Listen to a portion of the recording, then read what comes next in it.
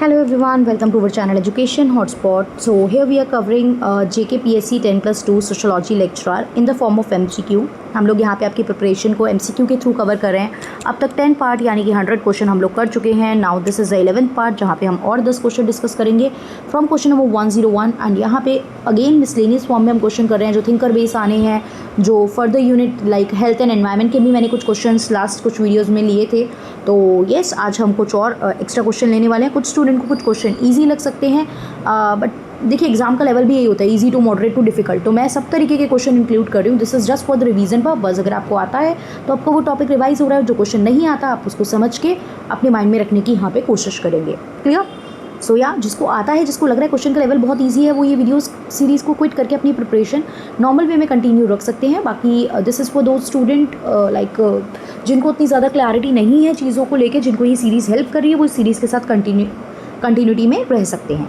तो यहाँ पे हमारा क्वेश्चन है weber concept of ideal type. देखिए वेबर ने आइडियल टाइप का कंसेप्ट दिया था। आइडियल टाइप के थ्रू वो क्या बताना चाहते थे ये हम देख लेते हैं।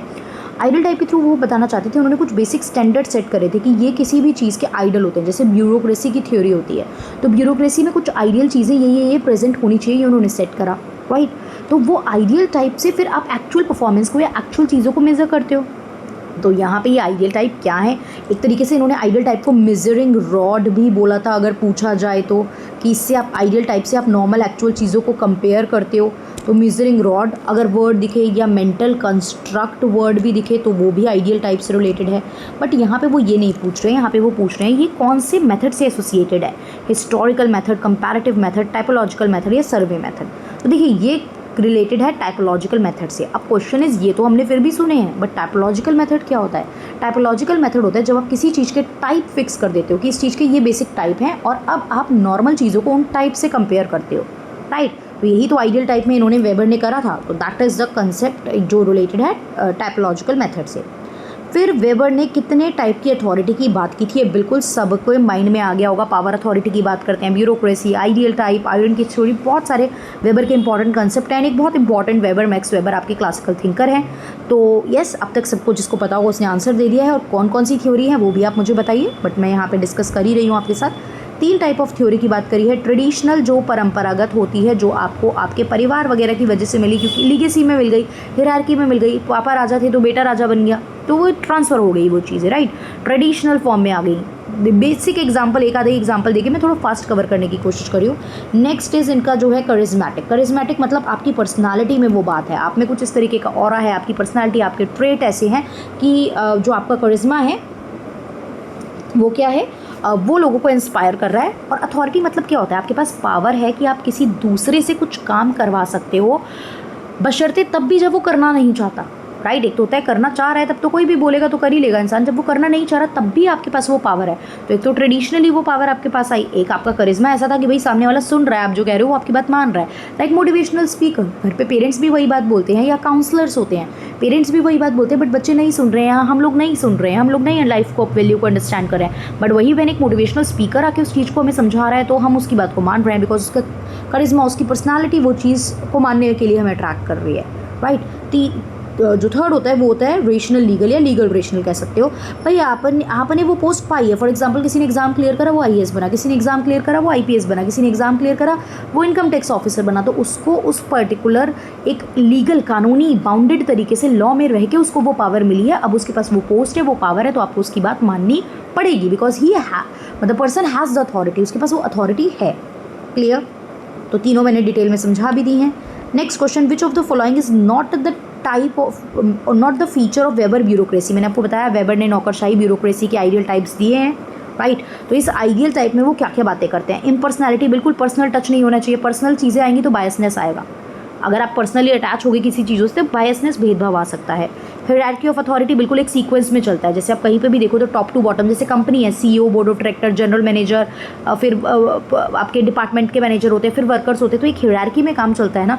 तो इस गवर्नमेंट देखो, सेंट्रल गवर्नमेंट, स्टेट गवर्नमेंट, आपकी लोकल अथॉरिटीज़ होती हैं, तो एक हायरार्की फॉलो होती है, प्लस इनकी फिक्स सैलरी होती है। बिल्कुल जो ब्यूरोक्रेटिक एम्प्लॉयज़ हैं सैलरी फिक्स होती है इनकी।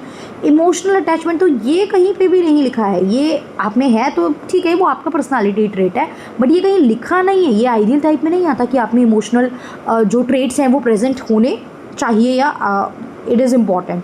तो यहाँ पे मैंने आपको वेबर के जो फीचर्स हैं वो भी मेंशन कर दिए हैं।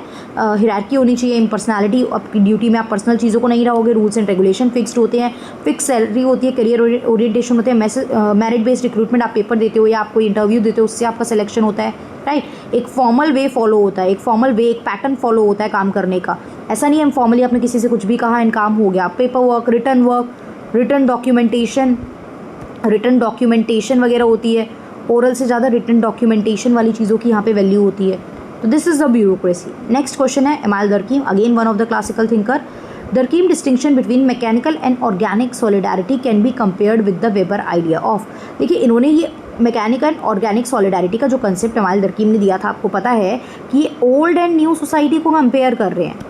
मैकेनिकल में ये कह रहे हैं कि वो ओल्ड ट्रेडिशनल सोसाइटी है जहाँ पे लोग एक जैसे काम करते थे, काम मुश्किल कम होते थे, जो क्योंकि सेम चीज़ें तो समझना आसान होता था। डिवीज़न ऑफ लेबर जो थी उस तरीके की सोसाइटी में जो थी, डिवीज़न ऑफ लेबर नहीं थी क्योंकि एक जैसे काम थे। लेकिन ऑर्गेनिक सोसाइटी जो आजकल की सोसाइटी है वहाँ काम बहुत कॉम्प्लेक्स है, डिवीज़न ऑफ लेबर एग्जिस्ट करता है। तो ये बात यहाँ पे एमाइल दरकीम ने करी है। तो वो कहते हैं कि ये वेबर ने ऐसी कौन सी बात करी है जिससे ये चीज़ समझ में आती है। देखिए ब्यूरोक्रेसी की बात में तो वो कंपैरिजन कर रहे हैं चीज़ों का, राइट। ब्यूरोक्रेसी में तो वो प्रशासन से चीज़ों का कंपेयर कर रहे हैं। वर्स्टेहेन में वो कहते हैं, वर्स्टेहेन जो होता है वो डिटेल्ड एनालिसिस होता है किसी भी चीज़ का। जब आप इन डेप्थ एनालिसिस करते हैं तो उस कंसेप्ट को हम लोग क्या कहते हैं, वर्स्टेहेन कहते हैं। अथॉरिटी के टाइप क्या होते हैं आपके, जो मैंने अभी आपको 3 अथॉरिटी के टाइप बताए, उसमें भी वो कोई ओल्ड एंड न्यू सोसाइटी को कंपेयर नहीं कर रहे थे। But then we have the concept of rationalization, right. तो यहाँ पे आप देखोगे कि रेशनलाइजेशन के कंसेप्ट में वेबर जो है वो कंपैरिजन की बात जो है वो करते हैं, राइट। रेशनलाइजेशन के कंसेप्ट में वेबर जो है वो क्या बात करते हैं, वो पुरानी और नई सोसाइटी को कंपेयर करते हैं कि पुरानी और नई। यहाँ पे मेंशन भी किया मैंने, देखिए दरकीम की मैकेनिकल एंड ऑर्गेनिक सॉलिडारिटी क्या शो करती थी कि किस तरीके से ट्रांजिशन हुआ है from traditional to modern society. इसी तरीके से जो वेबर का रेशनलाइजेशन का कंसेप्ट है वो भी ये बात करता है कि किस तरीके से हम पुराने तरीके से मॉडर्न तरीके में आ गए हैं, चाहे वो ब्यूरोक्रेसी हो, राइट, चाहे वो ब्यूरोक्रेसी का कंसेप्ट हो। हम पहले ट्रेडिशनल सिस्टम फॉलो करते थे, हम पहले एक तरीके से ट्रांसफ़र फॉलो करते थे, अब हम मेरिट बेस पे आ गए हैं सिस्टम पे। लीगल रेशनल अथॉरिटी को हम ज़्यादा प्रेफरेंस देते हैं, वो डेमोक्रेटिक वे कंसीडर किया जाता है, राइट। चलिए then next, the concept of social fact is associated with. अब एक कंसेप्ट है सोशल फैक्ट का, देन एक कंसेप्ट है सोशल एक्शन का, सोशल फैक्ट का एंड सोशल एक्शन का। तो ये 2 चीज़ें आपको याद रखनी है। सोशल फैक्ट का जो कंसेप्ट है ये एसोसिएटेड है एमाइल दरकीम से, एंड सोशल एक्शन का जो कंसेप्ट है ये एसोसिएटेड है आपका मैक्स वेबर से। तो सोशल फैक्ट हो गए वो तरीके कि एक्ट, मतलब सोशल फैक्ट है क्या, सोशल फैक्ट आप किस तरीके से एक्ट कर रहे हो, थिंक कर रहे हो, व्हाटएवर, ये सारी चीज़ें होती हैं आपकी। तो ये दरकीम का कंसेप्ट है, ये ध्यान रखना है आपको। Next, according to Durkheim the essence of religion lies in. Religion के बारे में वो सीधा सीधा क्या कहते हैं, वो ये कहते हैं कुछ चीज़ें ऐसी होती हैं, जैसे फॉर एग्जांपल टेंपल में आप लोग नॉर्मल नहीं जाते हो, टेंपल क्या, आप जिस भी रिलीजन से आप लोग हो, आप जब वर्शिप करते हो तो एक प्रॉपर हम अपने आप को पवित्र करने की कोशिश करते हैं, राइट। ये है पवित्र एंड अपवित्र का कंसेप्ट, राइट। तो हम अपने आप को क्या करते हैं, हम आपको प्यूरीफाई करने, हैंड वॉश करके, या हम ऐसा नहीं है खाते खाते वर्शिप करने बैठ जाते हैं। हम वर्शिप करने के लिए अपने आप को प्यूरीफाई करते हैं, लाइक साफ़ कपड़े पहनेंगे हम, एक बात लेंगे, अपने चप्पल जो है उसको रिमूव करते हैं, फुटवेयर को रिमूव करते हैं। तो हम अपने आप को पवित्र करने की कोशिश करते हैं जितना भी पॉसिबल हो सकता है, राइट। हर रिलीजन की बात कर रही हूँ मैं, अपने रिलीजन में आप लोग कंपेयर कर सकते हो। एंड कुछ चीज़ें ऐसी होती है, जैसे फॉर एग्जांपल मुझे टीवी का रिमोट छूना है, तो ऐसा होता है कि खाते खाते नहीं छू सकते, ऐसा होता है कि चप्पल पहन के नहीं छू सकते। तो वो यही कहते हैं कि कुछ चीज़ें ऐसी होती हैं जो पवित्र होती हैं और उनको हम अलग रखते हैं समाज से, उनमें आप नॉर्मली बिहेव नहीं कर सकते। एंड कुछ चीज़ें जिनको वो अपवित्र इन द सेंस ये नहीं कि आप छू नहीं सकते हो, अपवित्र इन द सेंस कि वो नॉर्मल चीज़ें हैं, नॉर्मल रूटीन वर्क है में आपकी चीज़ें आती है, तो वो प्रोफेन कहलाते हैं। क्लियर। देखिए वो चीज़ जिनको आप अलग रख रहे हो, जिनको आप प्रॉपर थोड़ा ध्यान के साथ ट्रीट करो, जिनको आप प्रॉपर प्योरिटी के साथ ट्रीट करते हो, जैसे आपकी जो रिलीजियस किताबें होती हैं, आपके यहाँ जो रिचुअल परफॉर्म किए जाते हैं, आपकी जो रिलीजियस सिंबल्स होते हैं, गॉड से भी सिंबल अटैच है, आपने अपने धर्म से भी सिंबल अटैच कर रखे हैं। एक ओंकार की बात कीजिए, ओम की बात कीजिए, तो ये सब जो सिंबल होते हैं, जीसस क्राइस्ट का सिंबल है, ये आपके ये सब जितने भी सिंबल्स हैं ये भी आपके लिए रिलीजियस हैं, आप इनके आगे भी हाथ जोड़ते हो, आप इनकी भी वर्शिप करते हो, राइट। फिर प्रोफेन वही जो आपकी डेली के रूटीन, आपकी डेली के ऑब्जेक्ट एंड डेली की प्रैक्टिसेस जो हैं उसके लिए आप ये सब काम नहीं करते हो। तो दरकीम के अकॉर्डिंग रिलीजन जो है वो एक सोशल इंस्टीट्यूशन है जिससे लोग जुड़ के रह रहे हैं। रिलीजन लोगों को, क्योंकि रिलीजन के थ्रू लोग बंधे हुए हैं, रिलीजन के थ्रू एक कॉमन प्रैक्टिस फॉलो कर रहे हैं, एक अटैचमेंट फील हो रहा है कि yes we belong to the same thing, तो वो चीज़ लोगों को एक कलेक्टिव कंसाइंस लोगों के बीच में लेके आता है। एनॉमी का मतलब क्या होता है? देखिए, हमें वेबर एंड दरकीम के मैंने कुछ क्वेश्चंस लेने की कोशिश की है यहाँ पे। क्लासिकल थिंकर है, ये आप लोगों को सबको पता होगा और बहुत से लोगों को ये सिंपल सा क्वेश्चन भी लगेगा। दरकीम के टाइप ऑफ सुसाइड में ये आपका जाता, सुसाइड का भी एक टाइप है, दैट इज़ नॉर्मललेसनेस। वो सिचुएशन जब नॉर्मल सिचुएशन नहीं चल रही है, जब चीज़ें बिल्कुल अलग है। जैसे कोविड टाइम था, कोविड पे जैसी नॉर्मल लाइफ हमारी फंक्शन करती थी वैसे नहीं थे, स्कूल बंद थे, ऑफिस बंद थे, you are sitting at home, तो वो नॉर्मल सिचुएशन से हट के सिचुएशन थी। जब दो कंट्री के बीच वॉर हो जाती है तो भी सिचुएशन नॉर्मल नहीं होती है। तो ऐसी बहुत सारी चीज़ें हैं जब आपकी नॉर्मल फंक्शनिंग से हट के आप काम कर रहे होते हो, नॉर्मल चीज़ें नहीं वर्क कर रही होती हैं, तो वो सिचुएशन कहलाती है नॉर्मलेसनेस, जिसको ये एनॉमी बोलते हैं। तो यहाँ पे हो गया break down of the social norm is the situation of anomie, जो कि दरकीम ने मेंशन की है। क्लियर? यहाँ पे डिटेल में लिखा हुआ है ये चीज़। देखिए, अब इन्होंने एक सुसाइड के टाइप को लेके यहाँ पे एक क्वेश्चन पूछा है, मैं मान के चल रही हूँ। आप लोग यहाँ पे देखिए, पॉज कीजिए, इसका आंसर दीजिए। 109 question is also related to suicide and 1010 question is also related to suicide. तो मैं आपको यहाँ पे इनके 4 टाइप ऑफ सुसाइड डिटेल में बता देती हूँ। सबसे पहले तो आपको ये ध्यान रखना है कि दरकीम ने ये बोला कि सुसाइड जो है ना वो साइकोलॉजिकल रीज़न की वजह से नहीं होता। हम कहते हैं ना साइकोलॉजिकली इंसान परेशान चल रहा है, डिस्टर्ब चल रहा है, नो, इन्होंने बोला there are some social factor. ये सोशल रीज़न हैं जो एक पर्सन को क्या करते हैं, मजबूर करते हैं कि वो सुसाइड कराए। इन्होंने बहुत मल्टीवेरिएट एनालिसिस, ये भी ध्यान रखना, कई बार ये क्वेश्चन भी पूछ लेता है। दरकीम ने अपनी स्टडी में मल्टीवेरिएट एनालिसिस यूज़ करा। मल्टीवेरिएट एनालिसिस का मतलब होता है इन्होंने बहुत सारे मेथड यूज़ करे। जैसे एक होता है कि आप सर्वे कर रहे हो, एक होता है आप पार्टिसिपेंट ऑब्जर्वेशन यूज़ कर रहे हो, एक होता है आप इंटरव्यू कर रहे हो। ये सब मल्टीपल तरीके होते हैं ना अपने डेटा को कलेक्ट करने के लिए और अपनी थ्योरी जो है वो पब्लिश कराने के। तो इन्होंने मल्टीवेरिएट एनालिसिस यूज़ करे, इन्होंने बहुत सारे मेथड यूज़ करे। ये जगह जगह देखिए, ये पुलिस स्टेशन जा के भी इन्होंने डेटा कलेक्ट किया है कि सुसाइड हुआ है तो what is the reason, person married था या अनमैरिड था, पर्सन की एज क्या थी, मेल फीमेल। तो इन्होंने मल्टीपल चीज़ों से, मल्टीपल मेथड से अपने इस कंसेप्ट की स्टडी करी है एंड देन जाके इसको जो है वो मेंशन करा है और आज आप और हम इसे पढ़ रहे हैं। तो इन्होंने सुसाइड के लिए सबसे पहले तो साइकोलॉजिकल रीज़न को ब्लेम ना करके सोशल रीज़न को ब्लेम करा। फिर उन्होंने बोला कि जो लोग सुसाइड करते हैं ना वो क्यों करते हैं, क्योंकि या तो उनको बहुत ज़्यादा सोसाइटी कंट्रोल कर रही है या कम बिल्कुल कंट्रोल नहीं कर रही है। एक तो रेगुलेशन रीज़न होता है उनका, राइट। सुसाइड के रीज़न होते हैं कि आपको कोई बहुत ज़्यादा कंट्रोल कर रहा है या फिर आपको बिल्कुल अलग छोड़ दिया गया है, राइट। तो यहाँ पे देखिए, दरकीम ने अपनी बुक जो है सुसाइड में अपने सुसाइड के फॉर्म को 4 टाइप सुसाइड के उन्होंने बताए हैं। फिर उन्होंने बोला कि सुसाइड जो है वो क्या है, क्यों हो रहा है, क्योंकि या तो सोशल इंटीग्रेशन है, लोग या तो बहुत ज़्यादा ही एकजुट होकर रह रहे हैं या फिर बिल्कुल अलग होकर रह रहे हैं, या फिर आपको बहुत ज़्यादा कोई कंट्रोल कर रहा है या फिर आपको बिल्कुल फ्री छोड़ा गया। तो these are the reason, right. तो इनके 4 टाइप ऑफ सुसाइड है। देखिए, अब इंटीग्रेशन है, इंटीग्रेशन भी हाई और लो हो सकती है, रेगुलेशन भी हाई और लो हो सकती है। तो हाई इंटीग्रेशन की वजह से भी सुसाइड होगा, लो की वजह से भी होगा, हाई रेगुलेशन की वजह से भी होगा, लो से भी होगा। तो ये टोटल 4 टाइप ऑफ सुसाइड इनके बन गए, जिसमें पहला है ईगोइस्टिक सुसाइड। ईगोइस्टिक में क्या होता है, इंटीग्रेशन कम है, आप सोसाइटी में इंटीग्रेट होकर नहीं रह रहे हो, आपकी सोसाइटी के साथ उतने ज़्यादा टाई मजबूत नहीं है, आप उतना ज़्यादा बॉन्ड करके नहीं रह रहे हो। जैसे हम कहते हैं ना, ये पर्सन बहुत इंट्रोवर्ट है, अलग होकर रह रहा है, सोसाइटी में उतना मिलजुल के आप नहीं रह रहे हो, आप उतना ज़्यादा टाइटली अटैच नहीं हो, चाहे अपनी फैमिली से, चाहे अपने नेबरहुड से, चाहे अपने रिलीजन से, चाहे अपने फ्रेंड्स से। तो इस टाइम में भी आप क्या, मतलब इस रीज़न में भी आप, क्योंकि इंटीग्रेशन कम है, आप उतना ज़्यादा अटैच नहीं हो लोगों से, तो भी आप सुसाइड कर रहे हो। तो ये क्यों, लो इंटीग्रेशन की वजह से होते हैं ईगोइस्टिक सुसाइड, क्योंकि आपके टाइज जो हैं वो सोसाइटी के साथ कमज़ोर हैं। तो जब इंडिविजुअल उतने ज़्यादा अटैच नहीं है अपनी फैमिली, रिलीजन और कम्युनिटी से, तो वो आइसोलेटेड फील करते हैं और उनको लगता है कि we don't have purpose.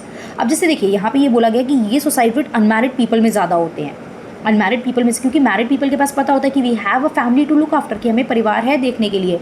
If we will commit suicide then who will look after them. इसका मतलब ये नहीं है कि मैरिड पीपल करते नहीं हैं, बट यहाँ पे बताया जा रहा है कि इस टाइप के जो सुसाइड है ईगोइस्टिक, वो अनमैरिड में कंपैरेटिवली ज़्यादा देखे जाते हैं। नेक्स्ट आता है एल्ट्रिस्टिक। एल्ट्रिस्टिक सुसाइड में बहुत ज़्यादा इंटीग्रेशन, लोग बहुत ज़्यादा अटैच होकर रह रहे हैं, राइट। आपकी सोसाइटी से बहुत ज़्यादा ही स्ट्रॉन्ग अटैचमेंट है, आपको लग रहा है कि ये नहीं तो कुछ नहीं, हम बिल्कुल इससे बिलोंग करते हैं, राइट। मतलब और इतने ज़्यादा स्ट्रॉन्गली ये चीज़ प्रेजेंट होती है कि जो है एक इंसान अपनी लाइफ भी सेक्रीफाइस करने को तैयार है। जैसे कि सोल्जर एक बैटल में जिसकी डेथ हो रही है, सती सिस्टम जो था वो इतना ज़्यादा स्ट्रांगली फिट इन कर दिया गया था कि ये रिलीजन है, ये हमारा कल्चर है कि ये काम करना ही करना है। तो जब बहुत ज़्यादा आपको इंटीग्रेटेड फील कर रहे हो, आप बहुत ज़्यादा अटैच हो सोसाइटी की वैल्यू, सोसाइटी की नॉर्म, सोसाइटी के में जो चीज़ें चल रही हैं उनसे, तो जब बहुत लो इंटीग्रेशन है तो ईगोइस्टिक, ज़्यादा इंटीग्रेशन है तो एल्ट्रोस्टिक। क्लियर। अब आते हैं रेगुलेशन पे। जब बिल्कुल कम रेगुलेशन है, जब आप पे कोई कंट्रोल ही नहीं लगा रहा है, जब आप पे कोई चीज़ें मतलब कुछ फंक्शनिंग करने के लिए है ही नहीं, कोई रोक टोक लगाने के लिए है ही नहीं, वो तब उसमें चीज़ों में ना चेंजेस जो है वो नॉर्मल सिचुएशन से काफ़ी जल्दी जल्दी चेंज आ जाता है। एक सिचुएशन ऑफ नॉर्मलेसनेस क्रिएट हो जाती है, राइट। इकोनॉमी के टाइम पे भी देखो, या तो एकदम से इकोनॉमी बहुत ऊपर चली गई या फिर इकोनॉमी में बहुत ज़्यादा डाउनफॉल आ गया। तो मान लीजिए डाउनफॉल आया, रिसेशन हुई, किसी का बहुत बड़ा लॉस हो गया, इंसान लॉस नहीं झेल पाए, सुसाइड कमिट कर लिया। तो नॉर्मल सिचुएशन से हटके जब नॉर्मलेसनेस की बात आई तो वो हो गया एनॉमिक सुसाइड, राइट। जैसे businessman committing suicide due to economic depression, ये चीज़ें आपकी किस में आ गई, एनॉमी में आ गई।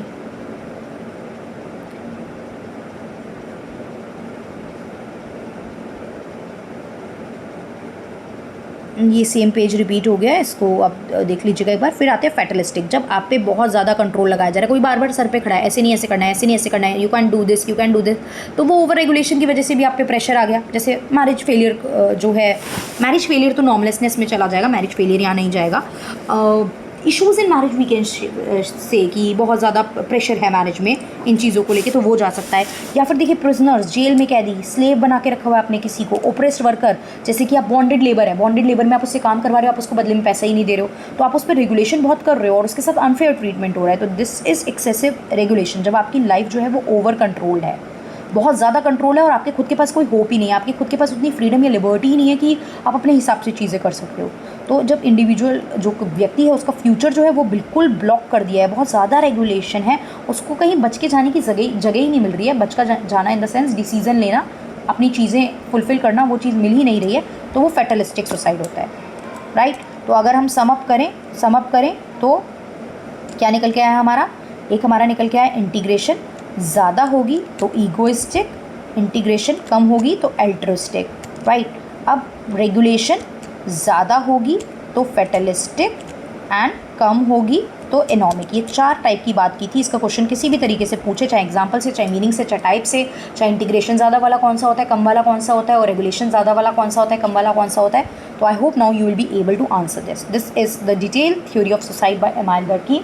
तो इसी तरीके से मैं कोशिश कर रही हूँ कि मैं आप लोगों को MCQ के थ्रू डिटेल कंसेप्ट समझाऊँ, राइट। सो आई होप ये सीरीज़ हेल्प करिए तो कमेंट करके बताएंगे। That is all for this. Thank you everyone, see you in the next video with the further questions.